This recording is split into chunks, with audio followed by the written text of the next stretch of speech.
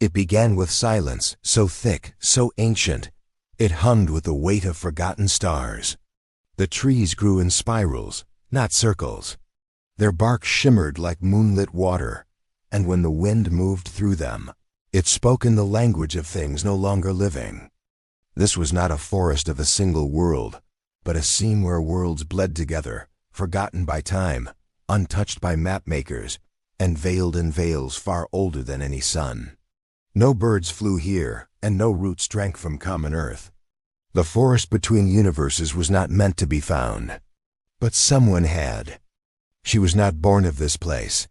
Her name had once meant something long before the fracture of stars, before the betrayal of whole galaxies, before love had become a weight that bent even light. She was human, or had been once.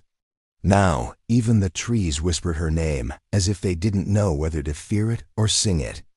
The narrator knew her story, not because it had been written down, but because it had been buried in soil too stubborn to forget. This tale was not one of destiny or chosen ones, but of a woman who had walked into a forest that didn't want her and stayed. They had called her Ashen by the end, not because she burned, but because she remembered. And memory was dangerous here. The first time she stepped between the trees, it was not with purpose, but desperation. Across the last stretch of cracked moonrock and rusted roots, she had limped into this forest with the blood of a dying civilization on her hands. A war that never made the stars brighter. A betrayal that didn't save what it meant to be human. But no war followed her into this place. The forest swallowed sound. It watched with stillness. Its air hung heavy, tasting of metal and lullabies. She passed trees older than pain, each pulsing with soft lights, not bark, but woven timelines. Living chronologies trapped in wood grain. She felt them brush against her skin as she stumbled forward, not just touching her body, but scanning every shard of her soul. Her past, her guilt, her loss, her hope, all were seen. And still the forest let her in. For what happened in this place was never meant to escape it. The trees were built to remember, not retell. But stories have roots, and this one grew too deep to remain buried. She had come from the outer edges of the human-Varaxi conflict. A war started with treaties and ended in silences. She had been an emissary, a bridge. She had believed peace could be spoken into existence.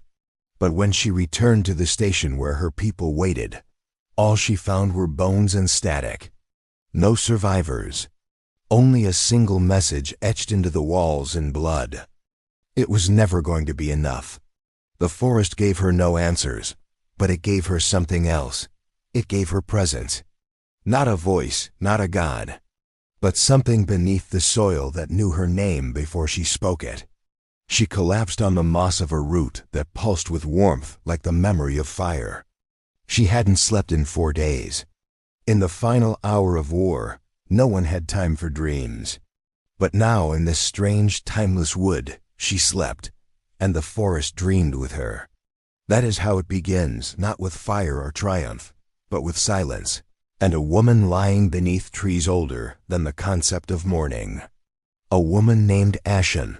A woman who believed herself the last of her kind. But the forest knew otherwise, because it, too, had been betrayed, and it had waited long enough. The forest did not have days nor nights, not in the way stars measure them. Light filtered down in shades of memory, sometimes blue like distant grief, sometimes golden as laughter long forgotten. Ashen slept through one such shift, her breath slow and shallow, as if afraid to disturb the earth that had allowed her to remain. When she awoke, the world felt different, not in shape or color, but in attention. The trees leaned subtly closer. The moss hummed in rhythms that mimicked the cadence of her heartbeat. She sat upright, her fingers tracing lines in the moss, and though she made no sound, the ground beneath her carried the weight of her questions. She did not ask where she was. She asked why she had been allowed in. But the forest answered not with words. Its answer was in the movement of wind through leaves, in the subtle curl of time itself folding across roots and stone. It showed her things, not visions, not hallucinations, but echoes embedded in place. She saw others, not human, not Varaxi, not anything catalogued by the federated cartographers. Their forms shifted like sculpture shaped by rain. They walked the forest long before her kind had learned to burn wood. They whispered with their entire being, and the forest whispered back. They had died too. Not all at once, not in battle, but slowly, as their understanding of each other dissolved. The forest had borne witness to 1,000 such endings. But it had not forgotten, and it did not forgive easily. Ashen rose slowly. Her limbs ached not from injury, but from weight. The gravity here was emotional, not physical. Each step forward was a step deeper into the sediment of stories not yet decomposed. She moved without a path, for there were no paths in this place. The forest bent to the shape of memory, not motion. And memory was heavy within her. She remembered the child on Station Hexen, eyes wide at her stories of peace. She remembered the Varaxi emissary half-veiled in crystalline armor reaching across the table, offering a name, not a rank. She remembered the shuttle explosion 2 hours later. She remembered the screams, the silence that followed, the archive of voices that no longer had mouths to speak them. The forest remembered too. It did not comfort her. It did not condemn her. It simply remembered. Days or what passed for them slipped by in soft waves. She built nothing. She hunted nothing. The forest fed her in strange ways. Fruitless vines blossomed when she neared, not with food, but with warmth. Pools formed where she sat, holding not water, but something luminous and impossible to analyze. She drank from one once and dreamed of stars that sang. It changed her. Not outwardly, not in the way humans measure change. But she no longer felt alone. She came to understand the forest had no heart, but it had intent. It grew not to spread, but to protect. It existed as a kind of boundary, not between life and death, but between knowing and forgetting. Things lost to time ended up here, not objects, but stories, essences, truths too vast or painful to be held in history. They fell like seeds between the folds of space, and the forest grew around them, protecting each memory like a sprouting relic.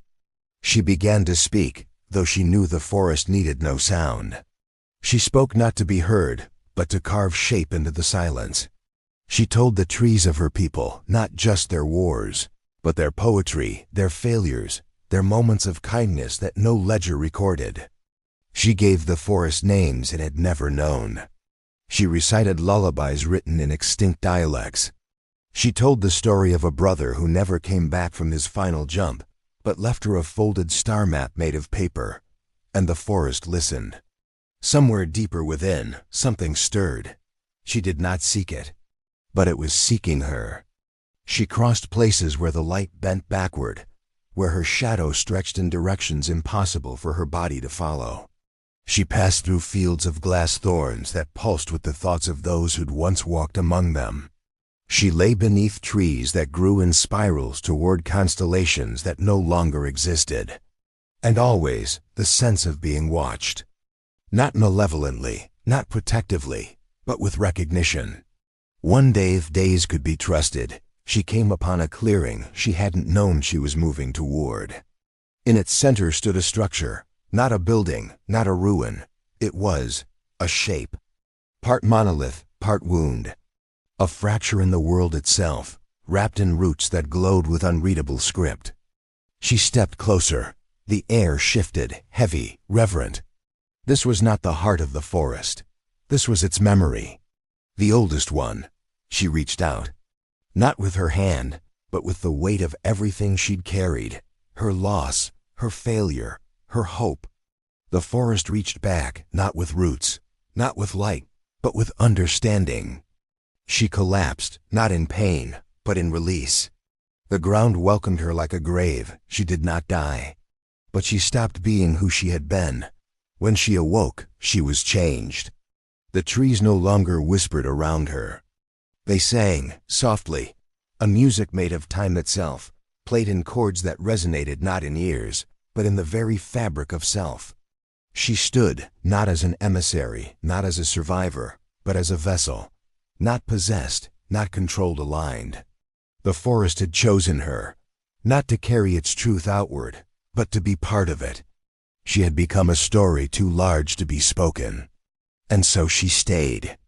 Over what could be eons, others would come, lost travelers, broken warriors, refugees of stars that died before their time. And she would meet them, not with words, but with presence. A guide with eyes that held forests inside them. She would walk them to the places where their memories would be safe. She would not leave, because she was no longer separate. She was a tree now, but not rooted. She moved, slow as tectonics, graceful as dreams. And the forest remembered through her. It always would. And the narrator, the one telling you this now, was once like you, a wanderer, a voice without a place. Until I walked into the forest, and it showed me her, and I never left. Because some stories are forests, and some forests never stop growing.